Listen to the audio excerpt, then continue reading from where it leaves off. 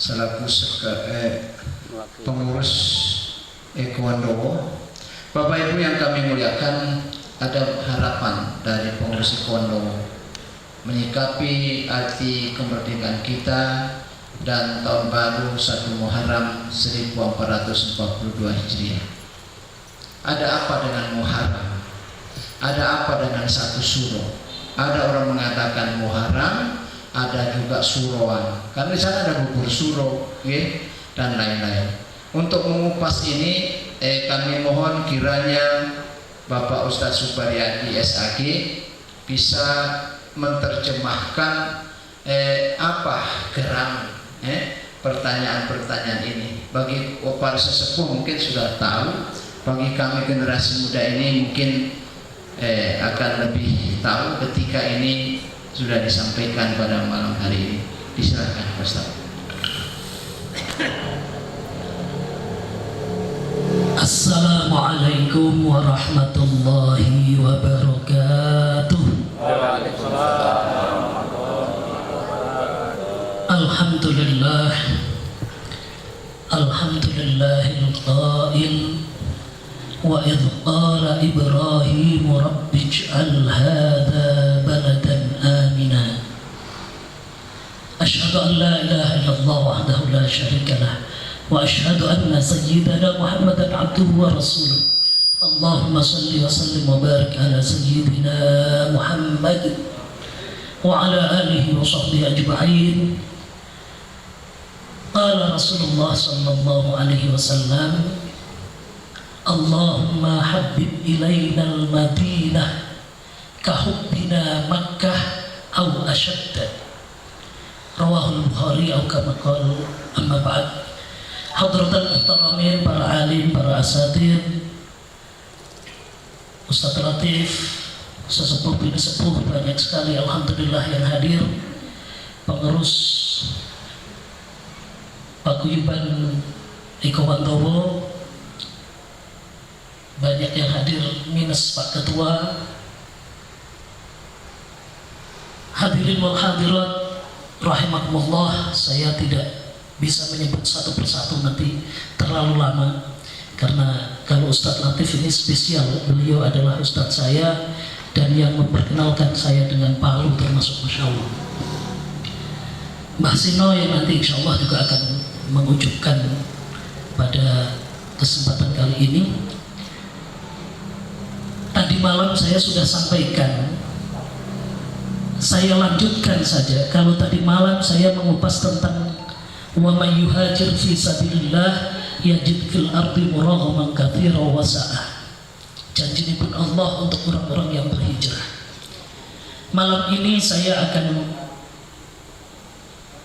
melanjutkan yang tadi saya sampaikan di mukaddimah. Kalau Pak Dekaryono tadi sampaikan jas merah terlalu besar ya volumenya.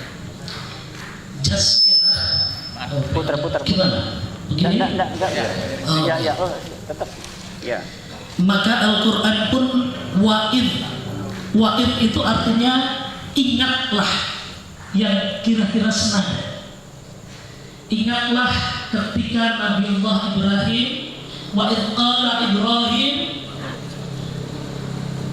karena kepada Allah artinya berdoa, memohon kepada Allah Subhanahu wa Ta'ala. Yang dituliskan dalam Al-Quran artinya diajarkan kepada Rasulullah Muhammad dan kepada kita umatnya.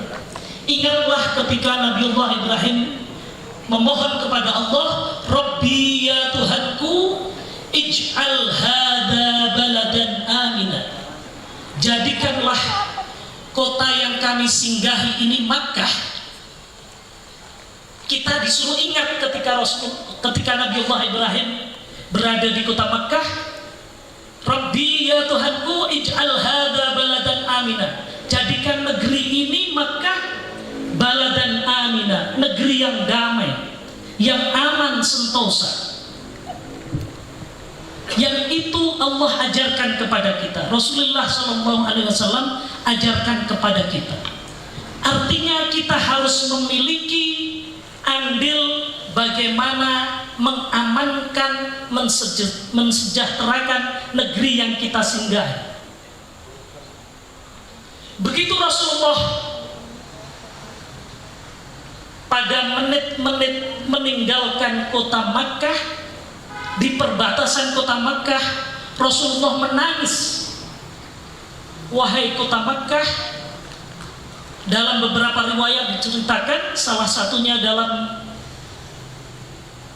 riwayat Abu Hurairah, beliau menuliskan dalam hadis yang cukup panjang, sanadnya Abu Hurairah. Ibnu Abbas juga menuliskan. Kira-kira karena panjang saya tidak sempat menghafal. Dalam redaksi yang sederhana kira-kira begini ungkapannya. Wahai kota Makkah, aku tahu engkau kota yang sangat dicintai oleh Allah Subhanahu wa ta'ala. Tidak mungkin aku meninggalkanmu seandainya aku tidak diusir dan dizalimi oleh kafir Quraisy. Tetapi kemudian apa doanya Rasulullah? Ini cepat saja, karena tidak mungkin saya berlama-lama. Doanya Rasulullah Shallallahu Alaihi Wasallam ketika sudah sampai di kota Madinah, Allahumma ya Allah, habib ilainal Madinah, berikan kami cinta kepada kota Madinah. Allahumma habib ilainal Madinah kahubbina Makkah, sebagaimana kami cinta kepada Makkah. Dan di ujungnya adalah au asyadda, bahkan lebih dari itu. Ini yang diajarkan oleh Rasulullah Sallallahu Alaihi Wasallam. Analognya artinya, ya Allah, berikanlah kami cinta kepada Palu, kepada Sulawesi Tengah, sebagaimana kami cinta kepada Wonosobo. Kalau saya lahir di Wonosobo, Jawa Tengah, atau bapak-bapak asalnya dari mana? Jawa Timur. Sebagaimana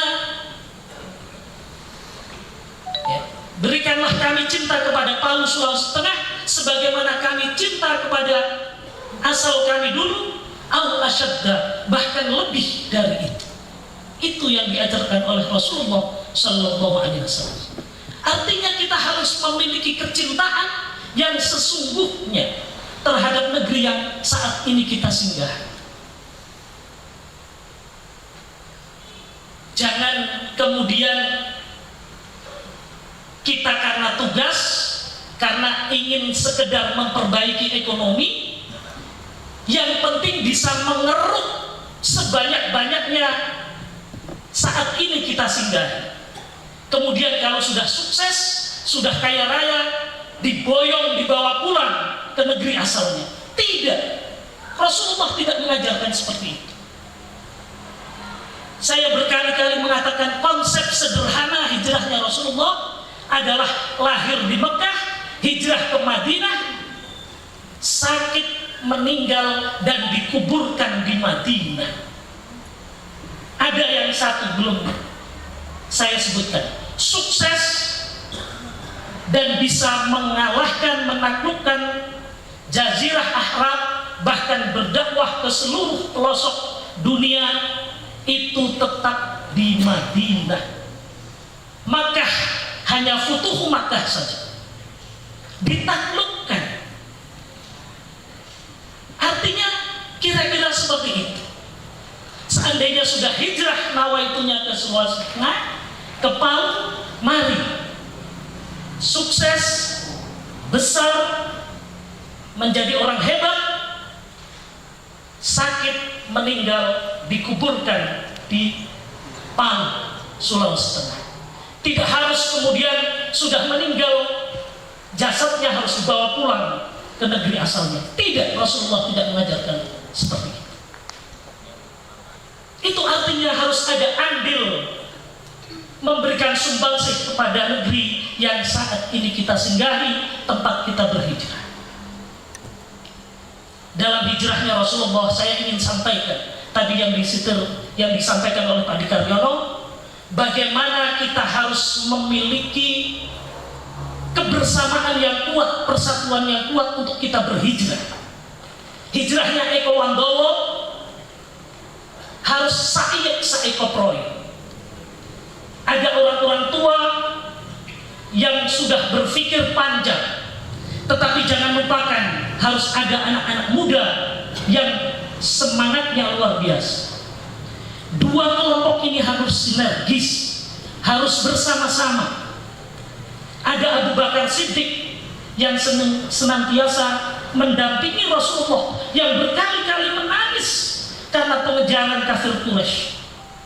Saat-saat, Masya Allah, ketika ada di gua, andai kafir Quraisy sedikit saja menunduk, sudah pasti kelihatan kakinya Rasulullah.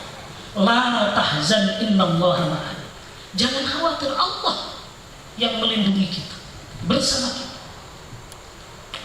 Ingatlah, ada Sayyidina Ali dari kelompok muda yang siap mati dulu menggantikan tidurnya Rasulullah. Semangatnya luar biasa. Kira-kira begitu. Ada Mas Danu, ada teman-teman yang muda yang semangatnya, ada Mas Slamet yang menunggu di sini dan sebagainya. Ada Pak Ade Karyono, ada Pak Demukri yang walaupun sudah sepuh juga masih semangat. Ada Prof, ada Mbah Latif, ada Pak Thomas dan sebagainya. Ini semua harus kita himpun menjadi kekuatan Jawa, kekuatan Eko Wandowo. Mari kita sukseskan. Bukan hanya gedungnya saja besok, insya Allah yang akan kita sulap, tetapi persatuannya, hijrahnya menjadi lebih baik. Amin. Mari kita buktikan tahun ini kita betul-betul bisa bersatu, merubah, mewujudkan mimpi-mimpi yang sudah lama kita agendakan. Amin ya Rabbal Alamin. Ini artinya senada dengan kita memperingati 75 tahun Indonesia merdeka. Nasionalisme yang diajarkan oleh Al-Quran, Al-Hadis. Allahumma habib ilainal Madinah kahubbina Makkah aw asyad. Itu nasionalisme yang diajarkan Islam. Harus memiliki sumbangsi. Kalau bapak-bapak tentu dengan cara bapak-bapaknya, ibu-ibu dengan cara ibu-ibunya, karena semuanya akan dimintai pertanggungjawaban. Itu yang namanya nasionalisme. Tidak bijaksana sekali kalau seandainya saya harus menyampaikan terlalu banyak. Saya akan mengatakan untuk tadi yang disampaikan Pak Dikatiran, peristilahannya saja yang beda. Muharram itu sebenarnya bulan yang aslinya disebut dalam Al-Quran dan Al-Hadis, mengawali bulan Hijriah, dan ini termasuk Ashhurul Hurum, 4 bulan yang dimuliakan oleh Allah, ya. Selain Dzulqa'dah, Dzulhijjah,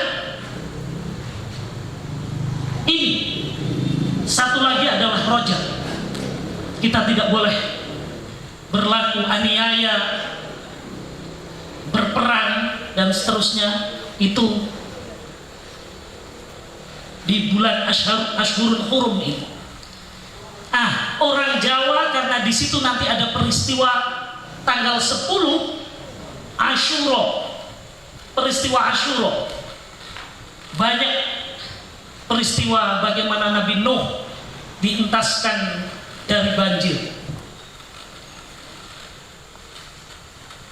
Siapa yang dimakan ikan? Nabi Yunus. Ya. Kalau Nabi Yusuf keluar dari sumur, dan seterusnya dan seterusnya. Sing diingat ganteng.